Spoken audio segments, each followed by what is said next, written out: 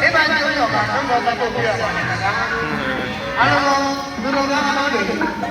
လက်ရှိကျောင်းမှာသင်ကြားတာလို့တရားနာတာကဓမ္မတာပဲလုံးဝဒီလို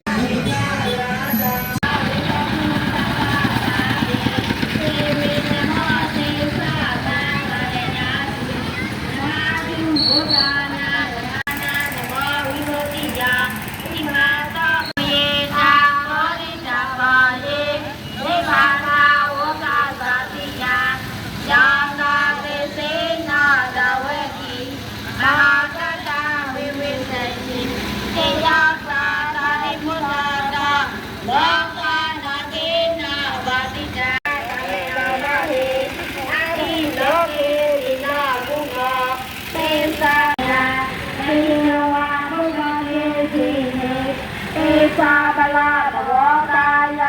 သေသာရဏိယာမဒေနာသာရိချင်းတွေ